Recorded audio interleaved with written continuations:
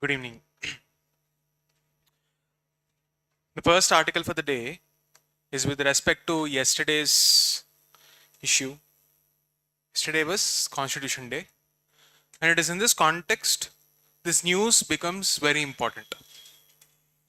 So the news is not really significant if we can't use it in our exam. How can we use this news article in our exam is what we should be focusing on. Time and again I mentioned many times how we can relate the idea of Constitution as a tool for social transformation. Can you please close it up? So, Constitution is a document that will guide us towards a social transformation. This is something that we all know. Now, when it comes to mains level, if there is a question which is framed, how can Constitution act as a agent of social transformation and in the process get rid of any element of colonial mentality that stops us from growing? This is the direction of the article. You should also look at Constitution as a tool. Essentially, Government of India Act 1935, which formed the crux of our Constitution, like a large chunk of the 1935 Act was also replicating in the original Constitution. But having said that, there is a slight change. So, because there was a administrative continuity, this element of colonial mentality and the way we approach social problems existed for a very long time. Only after the change in the nature of bureaucracy and our attitude towards governance after the LPG era, we started witnessing a reduction in this colonial mentality, which the government now wants to completely get rid of. When I say colonial mentality, what do you mean by that? Any facet or attitude in our existing social structures and thoughts that look down upon the capability of this country. Anything that will stop us mentally from growing. For example, we have this tendency to glorify a Western commodity, let's say imported goods, imported car. What is so great about an imported car? You might as well import it from China. Why is it inherently, drilled into our minds that anything that is made in India can be inferior? There is a risk if you buy an Indian product. Now is the time to change that. How?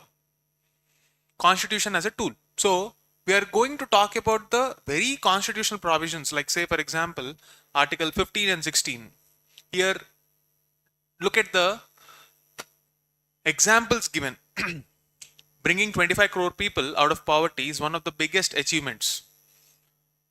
The other day, when we were talking about the vulnerable groups, GS2, who are the vulnerable groups? I gave you a mnemonic to remember. GLADS: gender, labor, age related, that is children or women, differently abled, and socially backward. Meaning, so these are the vulnerable sections, and the nature of that vulnerability can be social, political, economical. Social, political, and economical. Constitution, through one provision, ensured that this vulnerability is gone. Can you tell me what is that provision? Exactly. Universal adult franchise. Then, as far as the social vulnerability is concerned, do you have any provisions? Fundamental rights and DPSPs. So, the basis for the so-called social justice is again through constitution only. Now, with respect to economic provisions, do you have any? Article 39A, Article 41, so on and so forth. What are they essentially talking about? Creating a level playing ground. Even if you take a look at the preamble, what does preamble tell about the philosophy of the Constitution? Creating equality of opportunity and status. You are trying to ensure that we are all treated equally as far as opportunity is concerned. We can't have control over the outcomes, but if people want to try, they should be given a fair opportunity. And even when all of these are there, there is something in the mindset of the people that inherently made them believe that we are not good enough. So using the same provisions, we are now trying to get rid of that mentality and achieve the status that we deserve. If we have talent, the normalization of this mediocre attitudes, like chalta hai kind of attitude, jugaad attitude. Why are we not striving for excellence? See, it is okay to make a mistake, but don't normalize it without putting an effort to get better. This is what getting rid of colonial mentality is. Like, say for example, if you see some problem in the way an Indian product is working, we should not normalize it because you say it's Indian product, right? So it's okay. Why? Why is it that we believe that the West is better than India? Because we normalize it. And how do we fix that? It again comes from Constitution, which gives us the power to demand accountability. The same case, like if you have a problem with a consumer product, if you can go and file a case in the consumer court, you are doing your duty. If you do your duty properly, only then the spirit of the right will be enjoyed by the citizen. So there is a summed up idea here. Only if he believed that a duty well performed created a corresponding right, and that real rights are a result of the performance of duty. What do you mean by this? Only if the government and the officials who are in bureaucracy, they're doing their job well, only then a normal citizen will realize his rights. So the attitudes from the public as well as the bureaucrats should be fixed. There should be an adherence to this duty, ethic in common parlance, or in Indian philosophy, we call it the philosophy of dharma. If you pursue your dharma, the stability will be established, and that excellence is achieved only when you stick to your dharma. Clear? This is what we meant by getting rid of colonial mentality. There are various articles, various points in this article which are used to substantiate this assertions. Let's say, for example, how GST was all about this economic integration. Then Article 370 was used. Then our collective goal to make India a developed nation by 2047, and how constitution can be a vehicle that will facilitate this. All of this are discussed. So it might seem like a political article, but if you carefully look at the arguments and the constitutional provisions that are used to support that assertions, that will curate your answer. Clear? Okay, moving on. India must choose digital sovereignty or submit to the new subtle digital Raj. What is the context of this? Let's see. Sovereignty as a political principle. What do you mean by sovereignty?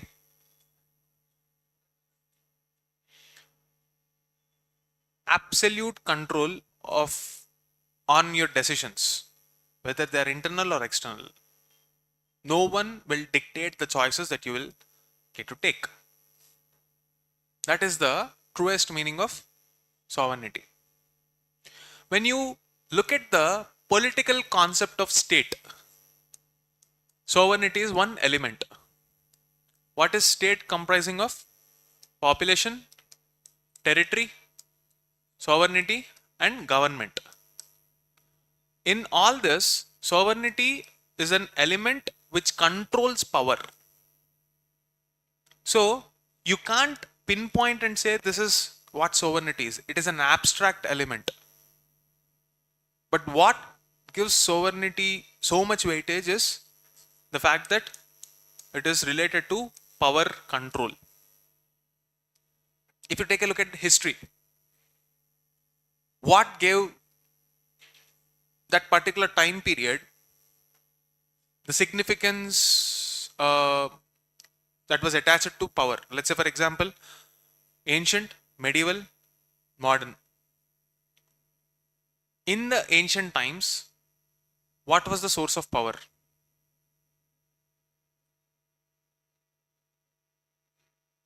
Military.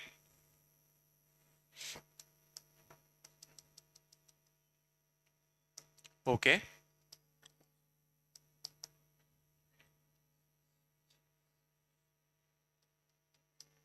Think about it. Is it military?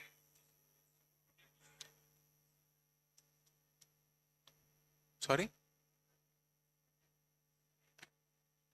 Land. That is medieval era. Feudalism. In the olden days, a sense of acceptance from your clan. After that, control over resources.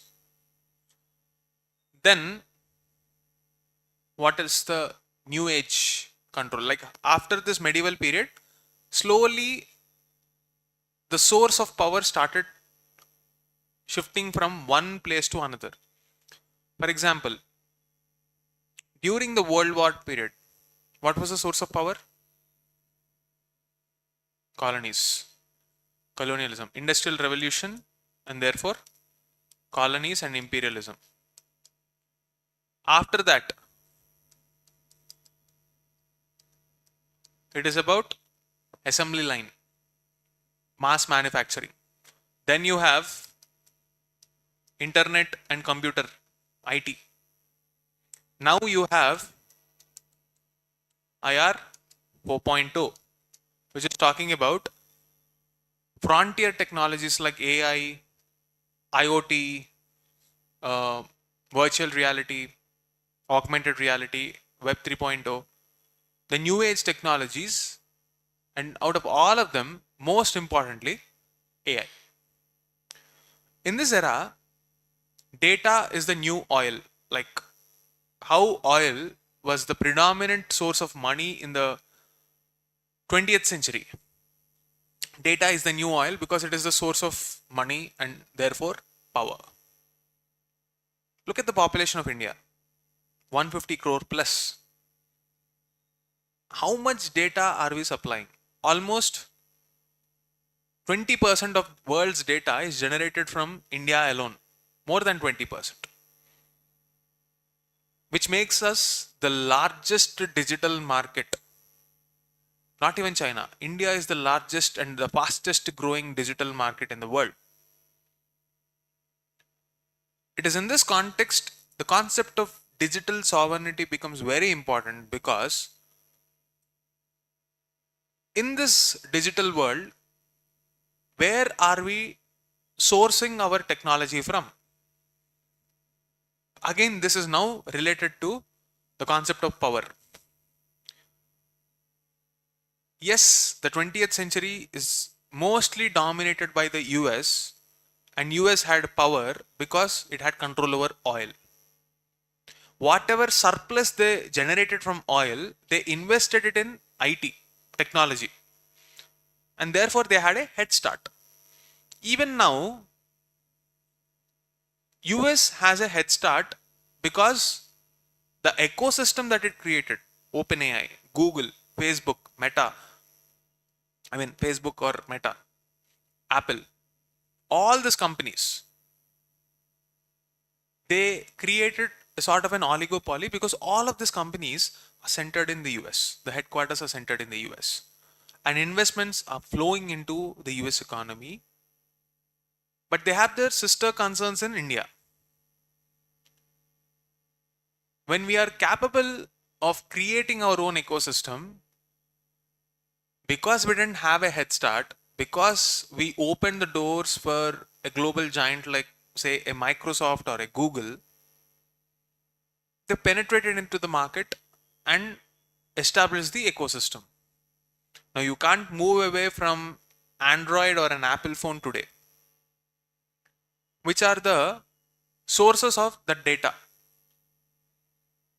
So, if you don't impose your rules properly, there is every danger that the transfer of the sovereignty will happen and shift into the hands of these technocratic companies. The same danger can manifest to any other country too, but it is very high for a very large market like ours. And that makes our growth story very vulnerable. And it is in this context we need to know the concept of digital sovereignty, which essentially means creating legal frameworks that assert digital, complete digital sovereignty so that our data is not misused. We have complete control over our data. So, the article writer, Mr. Shashi Tharoor, suggests that we have three options in front of us when it comes to dealing with this concept of digital sovereignty. One option is to succumb. One option is to follow a middle path like Malaysia, which is okay with the foreign powers, but it will negotiate the trade terms. And then you have China, which completely banned foreign entry, created their own ecosystem, their own apps, and replicate this AI technology and the growth. They are competing with China to supply to the world the same kind of hardware and software. They also have excess investments in different Indian startups. The exposure to the Chinese capital is fairly high.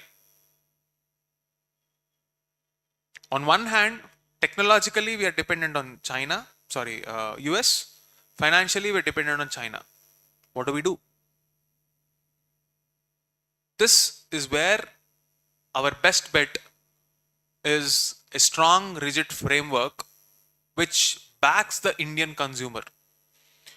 If you take a look at the growth story, at least in the public digital infrastructure space, take the example of UPI, AgriStack. All these technologies are homegrown. Let's say, for example, UPI, which is created by the National Payment Corporation of India. It's one of the greatest innovations, digital innovations, so simple yet so exponentially effective. If we can create protocols and data stacks like this, tech stacks like this, we can export such products to the world and improve our digital footprint. Complement that innovation in the digital space with creation of good laws that backs the Indian consumer, not just the companies that are dictating the choices right now. If we don't take this path, there is a risk that we will lose our digital sovereignty and we will end up in a so-called digital Raj, where these oligopolies will dictate the consumer choices. And that's a dangerous situation because it will lead to erosion of democratic values. That's the assertion here.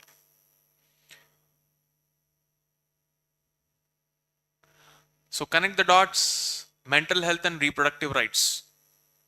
See, any topic with respect to gender, we will take a life cycle approach and see the intersectionalities and other common themes which will make this issue sensitive. If you take the life cycle approach of women from the time they're born till the time they pass away, they go through multiple difficulties. So the reproductive age from the time they hit puberty till the menopause, that age group. During that time, if they have an additional burden of mental health issues, how exactly is it going to impact the individual, women themselves, and how will it create an impact on the society? This is the central focus of this article. Let's say, for example, needing women to become mentally ill to be able to seek abortion violates their constitutional rights to life and personal dignity. So, the point of contention here is there is a case, Sukhdev Saha versus State of Andhra Pradesh, which read mental health as an integral component of right to life. You remember this article? Mental health as a fundamental right. There was a student suicide case where the father filed a case, and it is in this Sukhdev Saha case only the important judgment that mental health is a fundamental right came out. Okay. Then there is a Delhi High Court PIL which overturned an order allowing abortion on the ground of grave injury to mental health in the case of a 16-year-old rape survivor. That is one more issue. Now, there is a PIL in Chandigarh High Court, that Section 3, Clause 2 of the Medical Termination of Pregnancy Act 1971, which states that abortion may be provided on the ground of grave injury to mental health, to be declared unconstitutional. What is the central argument here?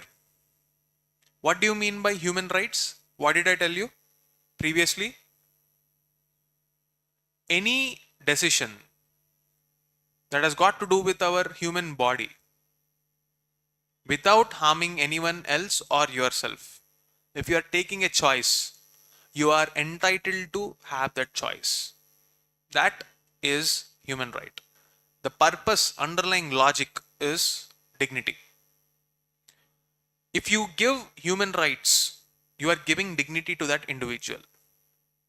Now, there is a section in this Termination of Pregnancy Act which says that you can allow an abortion only when there is a injury to your mental health. That is, if your mental health is not stable, then you can maybe go for an abortion. Why is this conditional? Like, let's say the article questions, by the logic of reproductive rights, women get to choose, they get to make an informed decision. If it is safe, they can abort the child. Why should it be conditional?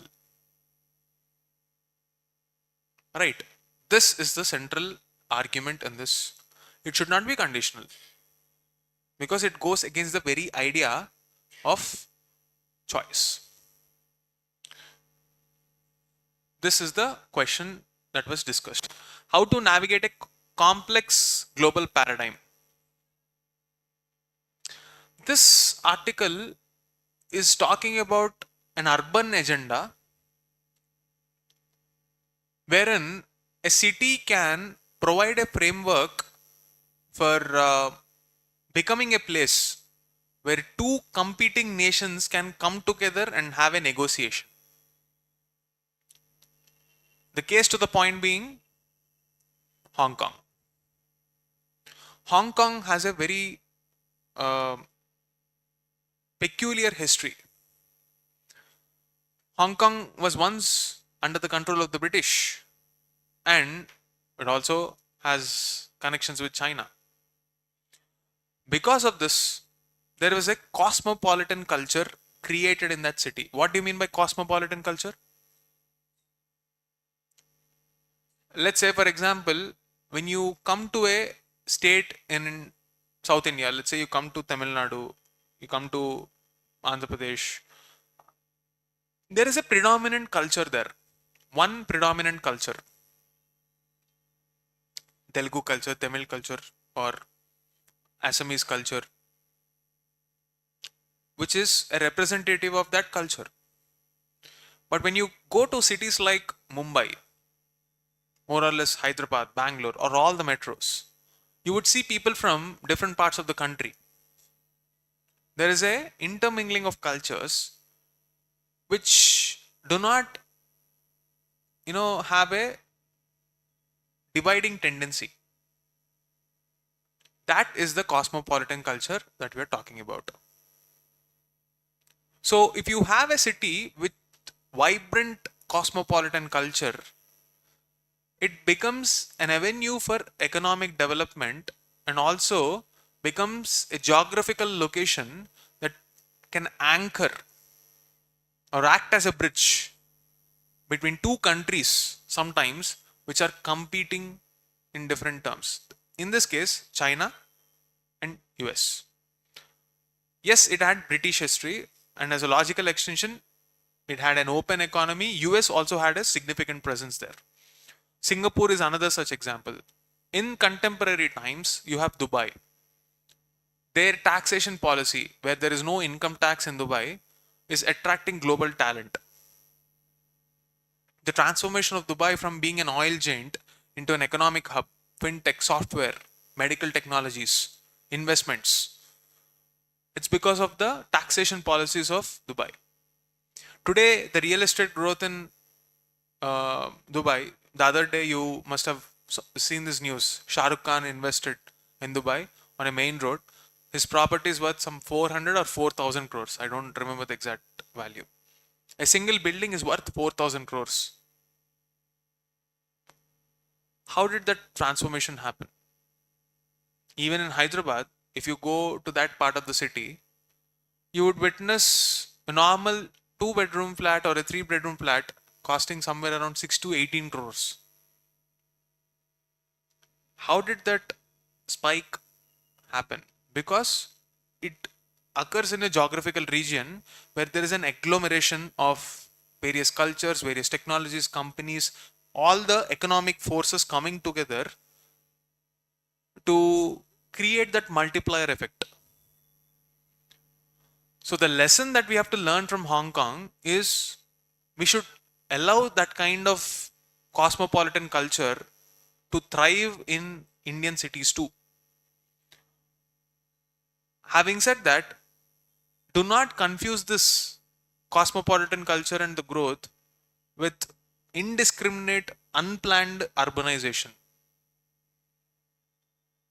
We are trying to create inclusive, safe spaces that are essentially multicultural And at the same time, we are also creating economic avenues so that people from all walks of life, from different parts of the world, participate in that. The context that we are discussing here is this Circles for Peace. It's a conference conducted in Hong Kong between US, China, which facilitates this dialogue. See the common spaces where cooperation is still possible. You must have known that Taiwan and Hong Kong are contentious areas where the Chinese government wants to annex them and bring them under the fold of China. You have Mao's five-finger policy. What is that five-finger policy? Nepal, Bhutan, Tibet, Taiwan, Arunachal Pradesh. All these places were historically linked to the Chinese civilization. And the first Communist Party leader after the Chinese Revolution, he wanted to bring all these areas back into the Chinese fold. So even in such kind of a contentious situation, Hong Kong is still going strong. There were protests. It's not completely annexed, but there were protests, enough protests in that region. So what will be the status of Hong Kong after the the context is in 1997 Britain left Hong Kong, and there was a 50-year, right?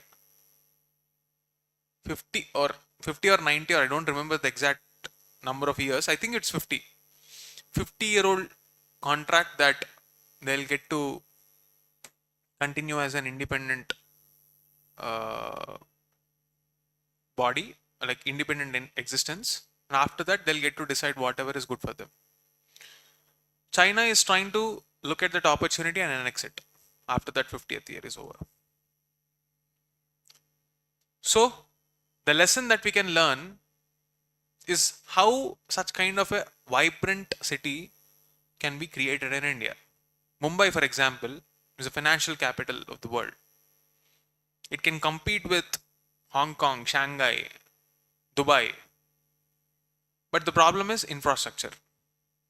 We don't have the necessary infrastructure there. The real estate is extremely expensive. Therefore, as an alternative, we created the gift city. But it doesn't mean that other cities can't compete. Let's say, for example, Hyderabad. It has a very good chance of creating that cosmopolitan culture. The reality is sometimes it will come at the cost of being unsustainable.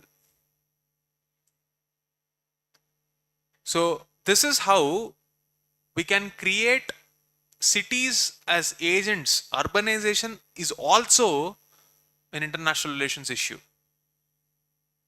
There is something called the C40 Mayors Summit for Sustainable Development, where global cities come together, exchange the best practices of governance, create those ideas and ensure exchange of knowledge. Maybe if we have more deliberating platforms like that, we will have good exchange platforms and will facilitate the growth of this kind of cities. This is the lesson that I want you to take from Hong Kong. See, this is a story kind of a format that I am delivering as current affairs, primarily because you should be able to link urbanization, international relations, economic growth, and the need for cosmopolitan values, ethics, which promotes is diversity and tolerance in a city.